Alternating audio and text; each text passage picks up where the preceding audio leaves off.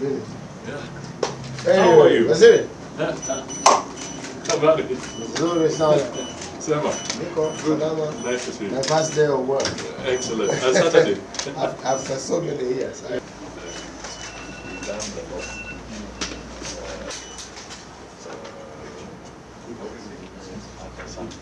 One of the things it's doing is to institutionalize exactly what we do.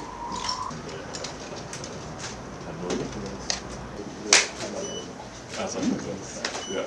I look forward to it. Unataka nigeti? Kidogo. Are we okay? Sipopigia waziri mapafu kidogo. David Mgonyi, Director General Communication Authority. Agnes Kalechi, Communication Office of the CS. Every state officer and government official should be conversant with universal health care, MSMEs, agriculture, and food security below. In his wisdom, the president. Ukitaka kujua kitu kama tutachoma ama tutabani, kitu kama pornography, tukipata njia ya kuzuia hiyo tutazuia, because inaharibu watoto. Inaharibu watoto kabisa. I don't want to say this because, allow me. You imagine you have a daughter and a son. And because you live in Nairobi, there are only 2 bedrooms. Yours and the mother, and the rest for children. Do you imagine what your son at the age of 9 and your daughter at the age of 7 would start thinking of doing because of what they see? Nyinyi mnasikia vile ninasema jamani? Can you picture that thing in your own house? Because of pornography available easily on the net. Nyinyi mkitaka kwenda kuandika hiyo andikeni, lakini it is a very serious problem. And I hope you guys and us can take it upon ourselves to have a discussion in our country about morals, about the do's and the do not do's, so that we have a good country. Au sio jameni? Mimi nitakuwa kipaumbele ya kujaribu kusaidia. And then tap into the energy and innovation of these young men and women. And I say Gen Z is my business. There's also the challenge around communication. I have to be honest that we are facing some challenges around communication. In plain terms, we are getting a lot of beating from the media. There's the new media, which is the social media, but also from the mainstream media, we have been taking a lot of beating. Sometimes we don't speak to our good things, and there's a saying that don't blow your own trumpet. But I would like to look at it differently. If you do not blow your own trumpet, then who will blow it for you? That is the issue. So it is important that we also package what we achieve and what we do appropriately, and let the Kenyan people know that we are doing certain things that are in the interest of this country. The first question we should ask yourself, or the people who are critics on some of these things, to ask themselves, is it prestigious, is it important for Kenya to have an opportunity to lead the African Union Commission for the first time since the AUC was set up? That's the basic question. If it is desirable, then it makes sense for Kenyans to have that opportunity. Secondly, the Ministry of Foreign Affairs is also charged with the responsibility of lobbying for Kenyans who are seeking opportunities in international arena. Today, it is the Honorable Raila who is seeking to be the chair of the AUC, the African Union Commission. Tomorrow, we may have a Kenyan who will be seeking to become Secretary General of the United Nations. It may be you, my friend. What would you want Kenyans to do? Would you want them to vilify you or to support you? That is the basic question. So I think there's merit in Kenya, after more than 60 years, to be one of the countries that is now offering a credible candidate for the position of African Union chair. And let us support him. Because as you say, you're pulling him down, and yet you're not a candidate. You have not even presented your own credentials. And Kenya is a country that offers a high profile and can speak positively and effectively for matters Africa. So that is an opportunity. All right? Remember, we are not a failed state. So it is very, very important that we respect that.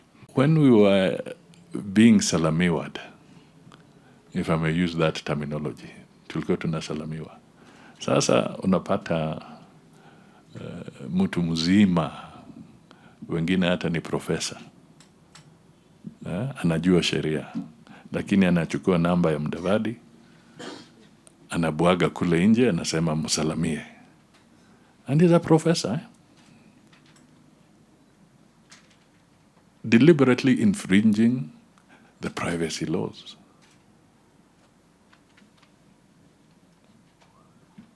You know, and basically calling for anarchy.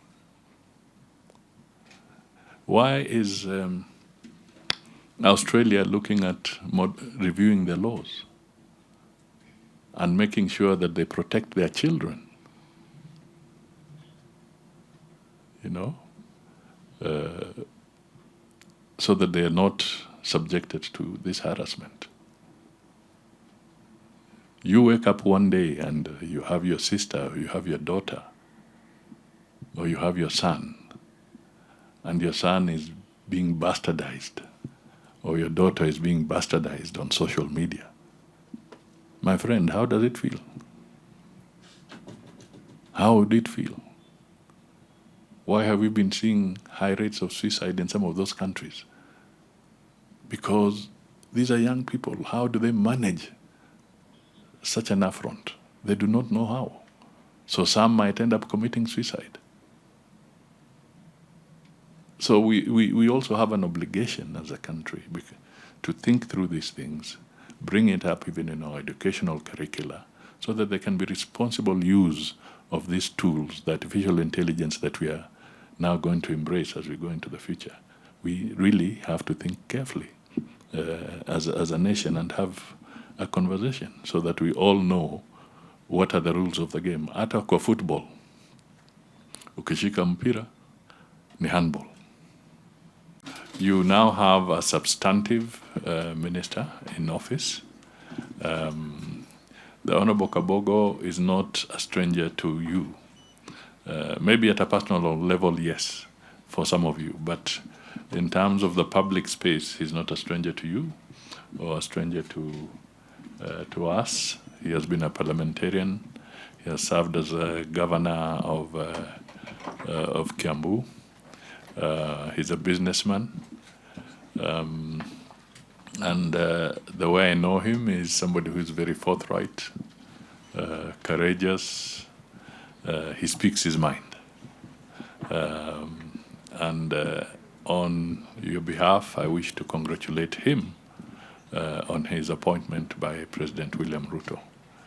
And my request to you is to accord him all the support, all the advice that is necessary so that he can serve the people of Kenya appropriately and in a manner that brings equity and fairness to all our people. We need to put this thing in perspective, and I can only appeal to you, members of the Fourth Estate. Let us work on this together. The Kenya you vilify is the Kenya that is the hub, the regional hub for all the media houses. Kenya, the Kenya government has provided you the best opportunity. All the big houses are here. If you go and you figure out which is the largest BBC station in Africa, where is it domiciled? It's domiciled in Nairobi. Did they come here because we have bad laws? Or is it because we have a very reasonable level of freedom of expression, as provided for in the Constitution? So these are fundamentals that we keep on ignoring. 2, governments do not determine their invitations on the basis of social media. We did not invite the King of Netherlands or the royal family to visit through social media. There are government channels for such invitations. Okay? So, where is this rumor coming from? That because a few people have played on social media, that it has affected our relationship with the Netherlands. It's wishful thinking. Our partnership with Netherlands is very solid. They are strong investors in this country. They'll continue to be strong investors in this country. And we have a very good relationship. The rest is just a rumor mill. But it may be pleasing those who think it is gaining traction. I can tell you it's not.